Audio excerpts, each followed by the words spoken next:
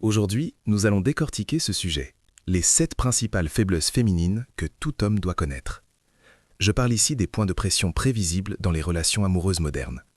Quand vous les comprenez, vous dirigez mieux, vous connectez plus profondément et vous évitez les drames inutiles. Bienvenue sur la chaîne. Si vous êtes ici, c'est que vous êtes un homme qui veut des résultats, pas de la confusion. Et je suis ici pour enseigner, pas pour critiquer. C'est une conversation franche et pratique sur le comportement, pas sur le caractère. Et elle est conçue pour vous aider à agir plus intelligemment. Attendez-vous à de la clarté, des exemples et des outils simples que vous pourrez mettre en pratique dès la fin de cette vidéo. Avant de commencer, une règle de base rapide. Faiblesse ici ne signifie pas que les femmes sont inférieures. Cela signifie qu'il existe des schémas courants que la plupart des hommes manquent, des déclencheurs émotionnels, des incitations sociales et des raccourcis décisionnels qui apparaissent sous la pression. Vous avez vos propres schémas aussi. Connaître les leurs ne fait pas de vous un manipulateur, cela vous rend responsable. Quand vous savez lire le moment présent, vous arrêtez de surréagir, vous posez des limites calmes et vous offrez du leadership au lieu de faire la morale. C'est clair? Bien. Voici ce que vous allez tirer de cette vidéo. 7 principes pratiques et nets que vous pouvez utiliser immédiatement. Comment fonctionne réellement la validation?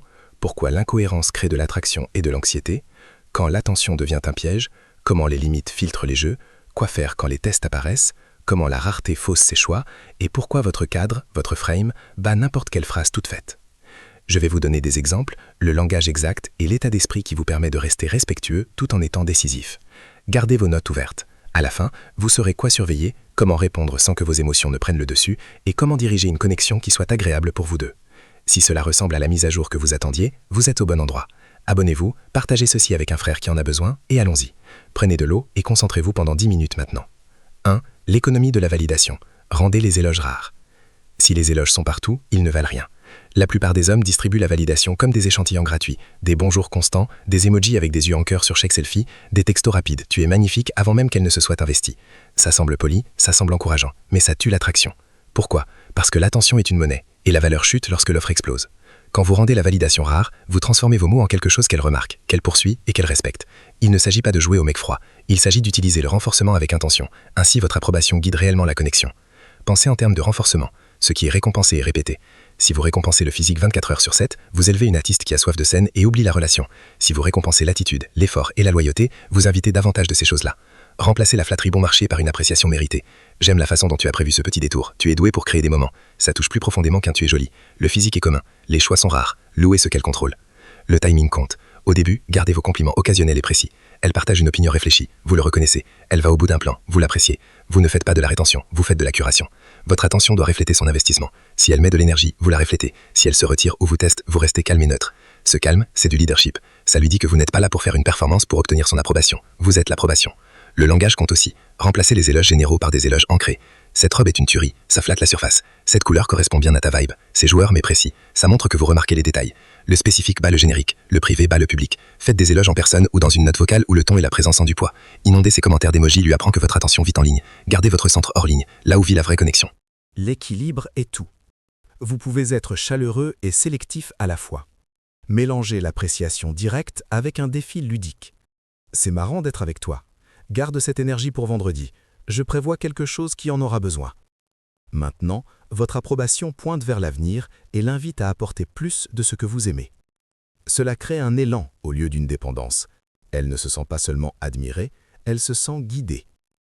Attention à la surcorrection. Rendre les éloges rares ne signifie pas agir de manière distante ou critique. L'indifférence ne crée pas la sécurité, elle crée la confusion. L'objectif est une affirmation calibrée. Quand elle montre de la gentillesse, de la loyauté, de la curiosité, récompensez-la. Quand elle repousse les limites ou pêche ou compliment, ne punissez pas, ne courez pas, ne nourrissez simplement pas la chose. Votre silence éduque mieux que votre leçon de morale. Fixez-vous une règle.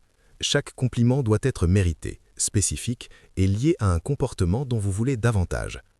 Faites cela et vos mots commenceront à avoir du poids. Votre présence semblera premium. Elle se détendra parce que votre probation signifiera quelque chose de réel, pas juste un autre réflexe. C'est ça l'économie de la validation bien faite. Offre faible, valeur élevée et une relation guidée par un renforcement intentionnel plutôt que par une flatterie sans fin. 2. Le piège de l'attention. Arrêtez de l'alimenter. L'attention est l'oxygène de l'attraction. Donnez-en trop et la flamme s'étouffe. Donnez-la avec intention et le feu respire. Le piège de l'attention est simple. Elle poste, fait des allusions, se retient ou fait un peu de bruit et vous vous précipitez pour répondre. Vous pensez que vous montrez de l'intérêt.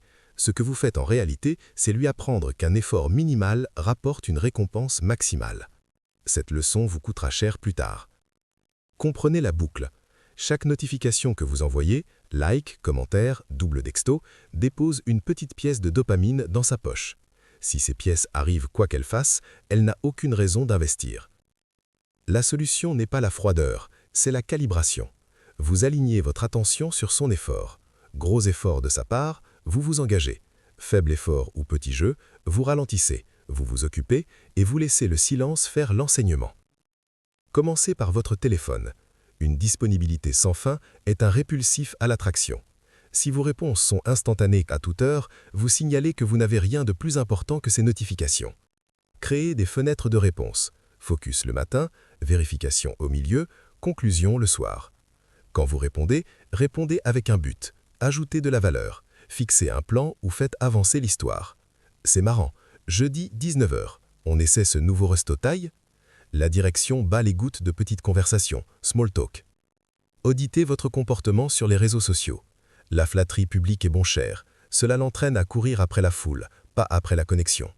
Déplacez votre meilleure attention vers des canaux privés et significatifs. Une courte note vocale après un super rendez-vous. Une photo d'un endroit où vous avez ri tous les deux. Spécifique, humain et rare, cela a plus de poids qu'une avalanche d'émojis feu. Si elle poste pour faire les gros titres tout en vous donnant des miettes qu'au privé, ne discutez pas. Retirez votre attention de la scène et placez-la là où vit l'intimité, ou pas du tout. Gérez l'appât sans mordre. Elle lance une histoire vague, un angle de jalousie ou une phrase du genre « tu as probablement d'autres filles ». La plupart des hommes se défendent ou cherchent à se rassurer. Vous, au contraire, restez léger et fixez le cadre. Si tu veux de la clarté, on peut parler en personne. Ou si elle fait de la triangulation avec un autre type pour piquer vos réactions, vous ne faites rien. Pas de rage, pas de leçon, pas de poursuite. L'attention est un prix qu'elle gagne par le respect, pas un levier qu'elle tire pour vous tester. Récompensez l'investissement, pas le bruit.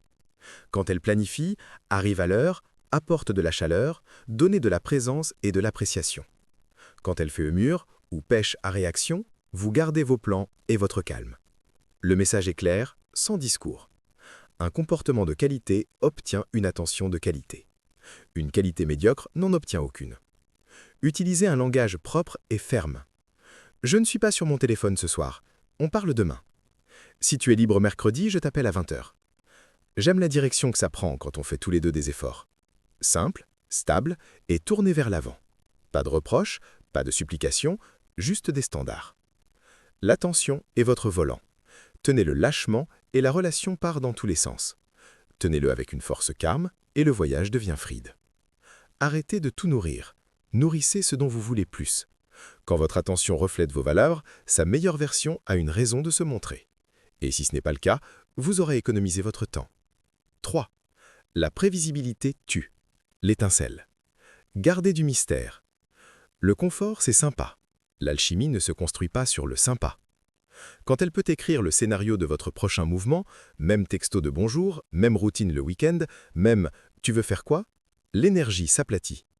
L'attraction se nourrit de tension et de curiosité. Le petit « et ensuite ?» qui l'a fait se pencher vers vous. Le mystère n'est pas le secret ou les jeux, c'est l'art d'être légèrement imprévisible tout en restant digne de confiance.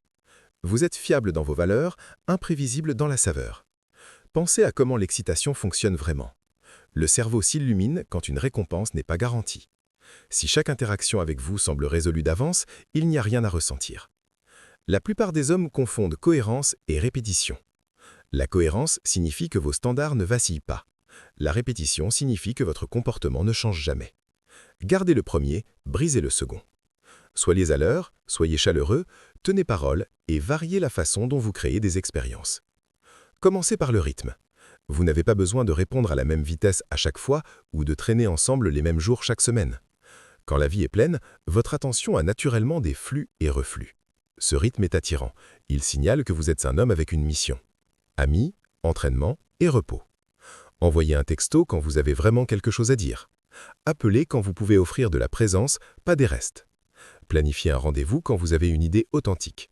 Cela rend chaque moment avec vous choisi et non habituel. Améliorez votre style de rendez-vous. Troquez le dîner ciné en pilote automatique pour de petites aventures qui montrent des morceaux de votre monde. Une semaine, c'est un bar à vin tranquille suivi d'un défi en librairie. La semaine suivante, c'est une marche au lever du soleil et de la street food. Gardez le budget raisonnable et la créativité élevée. Le but n'est pas d'impressionner, c'est de créer du contraste. Le contraste garde l'attention alimente la connexion. Variez votre ton de communication. Certains jours, joueur et taquin, d'autres, calme et direct. Partagez une histoire rapide de votre journée, puis allez la vivre.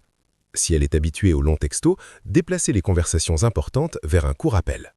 Si elle s'attend à ce que vous demandiez « Comment ça va ?», dites « J'essaie un nouveau café à 18h. Rejoins-moi si tu es libre ». Le leadership avec légèreté bat la prévisibilité avec politesse. Protégez les parties de vous qu'elle n'a pas encore rencontrées. Pas en vous cachant, mais en révélant par étapes. Partagez vos objectifs doucement. Présentez-la à des amis quand ça a du sens. Ouvrez-vous sur votre passé quand la confiance a grandi. La curiosité grandit quand il reste de la profondeur à découvrir. Trop partagé au début semble tête, mais tue souvent l'élan. Elle reçoit tout le livre avant même que le premier chapitre ne se termine. Distinction importante. Le mystère n'est pas le chaos.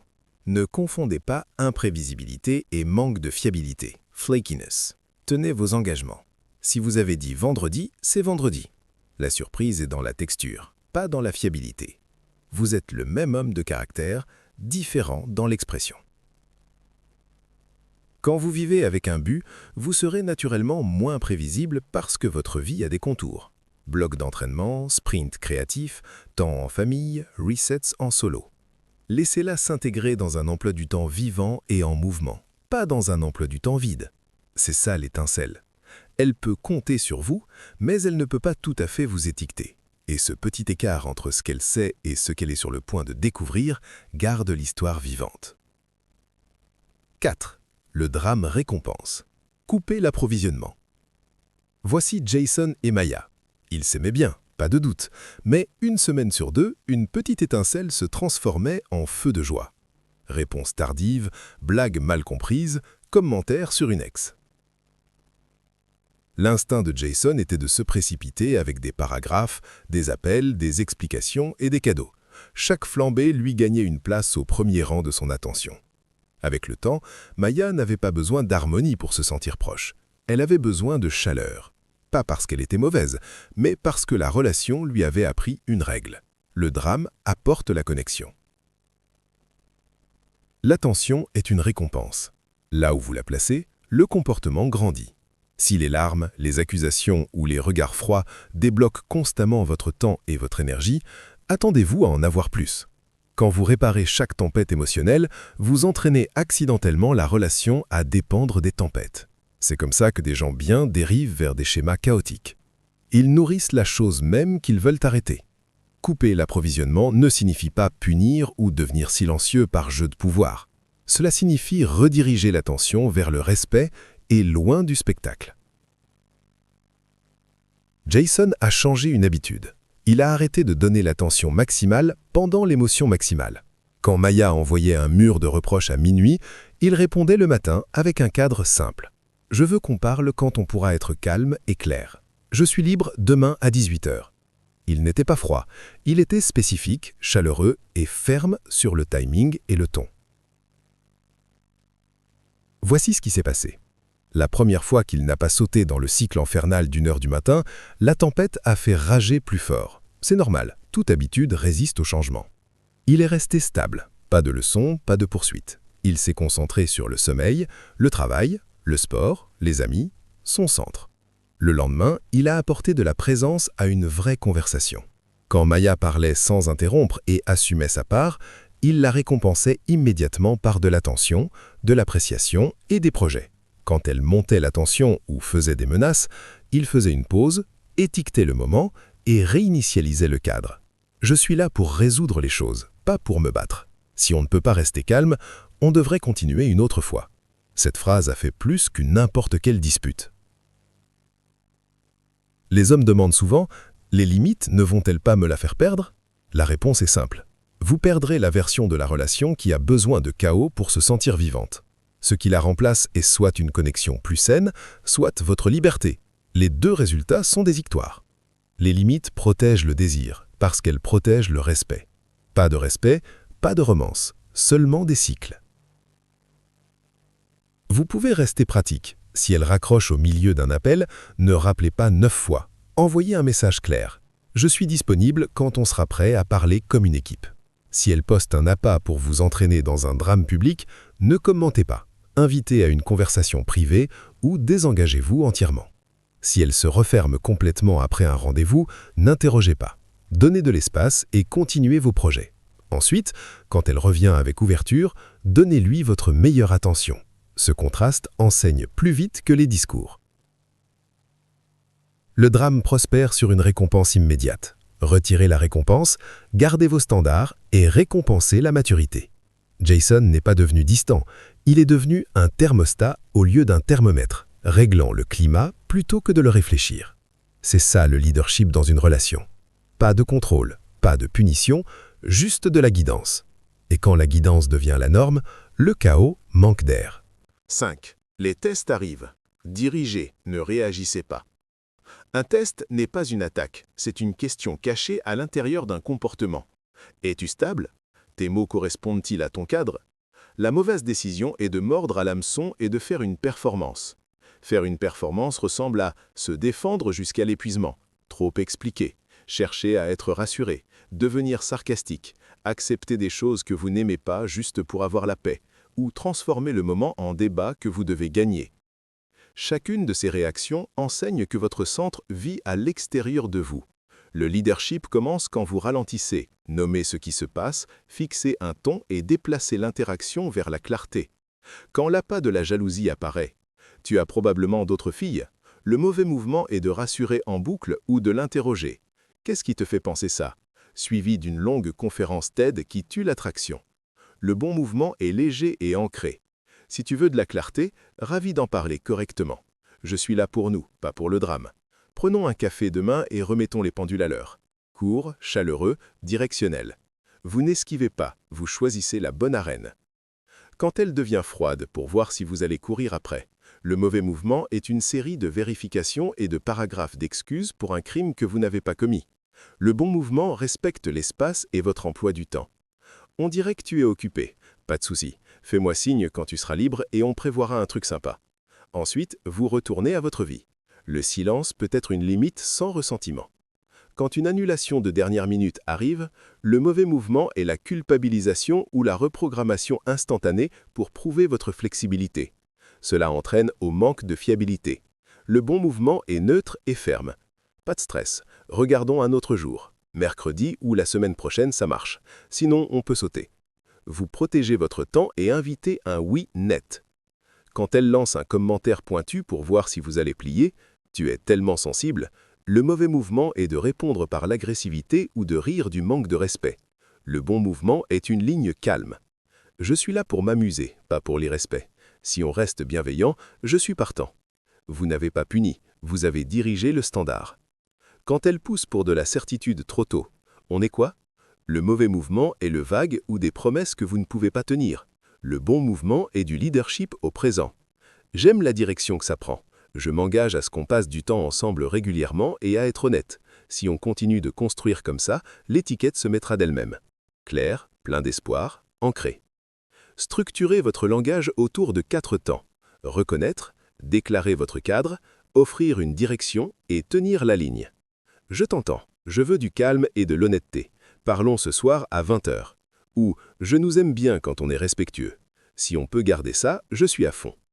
Les tests ne nécessitent pas une performance, ils nécessitent de la présence. L'homme qui dirige ne plaide pas pour sa valeur, il la démontre par la façon dont il fait bouger le moment. 6. L'interrupteur de la rareté. Donnez un prix à votre temps. Le temps est votre étiquette de prix. Quand il est bon marché, les gens flânent et s'éloignent. Quand il est tarifé correctement, ils se préparent, se présentent et respectent l'expérience. La plupart des hommes font la même erreur. SMS illimité, oui instantané au plan de dernière minute, longs appels à minuit quand ils sont épuisés. Ça semble généreux, ça signale une faible valeur. Activez l'interrupteur de la rareté et regardez la dynamique changer. Pas en agissant froidement, mais en rendant votre temps spécifique, structuré et mérité. Commencez par la cadence. Décidez quand vous êtes disponible pour la connexion et quand vous êtes verrouillé sur votre mission. Bloc de travail, entraînement, famille, récupération. Protégez-les d'abord. Vous ne l'ignorez pas, vous honorez la vie dans laquelle elle est invitée. Quand vous vous engagez, soyez présent. Un appel concentré de 10 minutes bat 1 heure distraite à écouter à moitié. La présence est premium. La rareté rend cela possible. La planification est votre levier. Remplacez le « je suis libre n'importe quand » par des options claires. Vendredi est pris. Dimanche 18h. Rejoins-moi si tu es libre. Cette phrase communique une vie pleine, un plan et une invitation. Si elle annule à la dernière minute plus d'une fois, ne punissez pas, ne suppliez pas. Réinitialisez le standard. Pas de stress. Choisissons un jour où tu es sûr de pouvoir tenir l'engagement.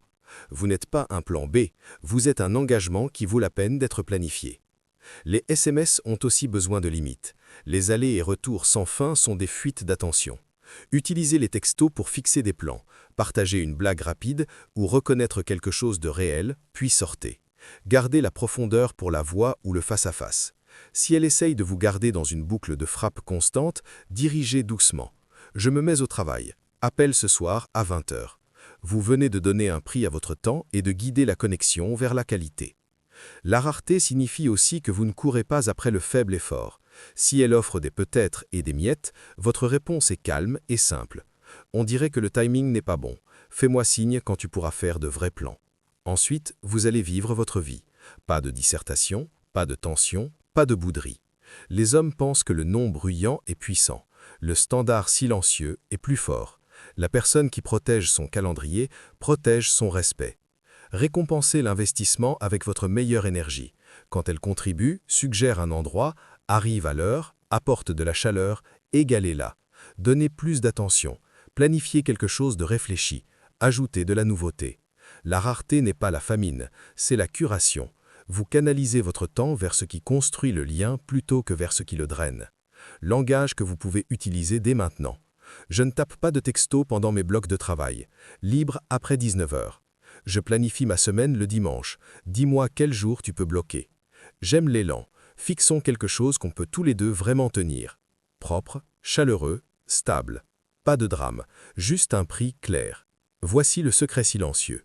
La bonne femme apprécie un homme dont le temps est cher parce que cela signale qu'il valorisera le sien aussi.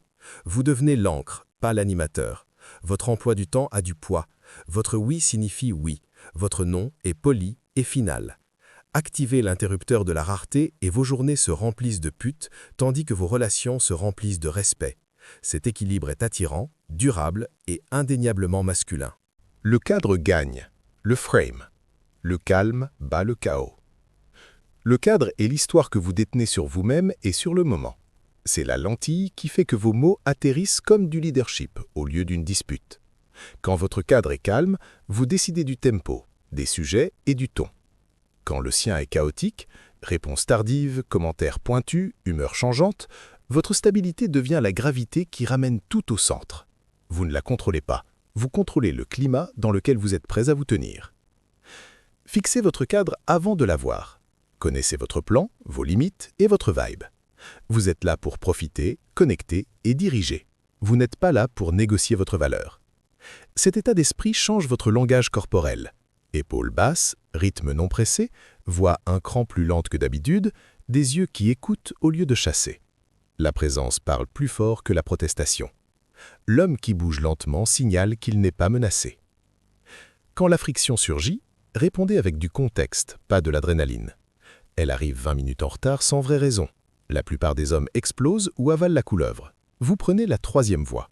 Content de te voir. La prochaine fois, essayons de rester dans les 10 minutes où on reprogrammera. Dit avec un sourire détendu. Ce n'est pas un combat, c'est un standard. Elle lance une pique, comme « Tu envoies probablement des textos à d'autres filles. Vous ne jouez par l'innocence. Si tu veux de la clarté, on peut parler correctement. Ce soir, profitons du repas. » Vous gardez le rendez-vous dans la voie que vous avez choisie. Tenez le cadre de la simplicité. Les longues batailles de textos sont des terrains de jeu pour le chaos. Déplacez les sujets importants hors du clavier. Je ne fais pas les trucs lourds par texto. appel à 20 h ou on parle demain. Si elle résiste et vous entraîne à nouveau dans des paragraphes, votre cadre est la répétition patiente puis le désengagement. Votre non calme enseigne plus vite qu'une dissertation enflammée. Un cadre fort utilise des limites propres avec de vraies options. Standard, on parle respectueusement. Signal, ça semblait déplacé. Conséquence, si ça continue comme ça, on reprendra ça un autre jour. Pas d'insultes, pas de points marqués, juste des choix. C'est ça le manuel de jeu. Louez avec intention, gardez votre attention, gardez un peu de mystère, arrêtez de récompenser le drame, dirigez à travers les tests, donnez un prix à votre temps et tenez un cadre calme. Rien de tout cela n'est une question de contrôle, c'est une question de standard et de respect de soi. Quand vous bougez de cette façon, vous devenez stable, intéressant et difficile à décentrer. Elle se sent plus sécuritaire, vous vous sentez plus fort et la relation s'améliore. Ou la mauvaise relation s'efface. Commencez petit aujourd'hui. Choisissez une habitude à changer et pratiquez-la pendant une semaine, puis empilez la suivante. Vous ne courez pas après l'approbation, vous construisez une vie qu'elle est fière de rejoindre avec intégrité.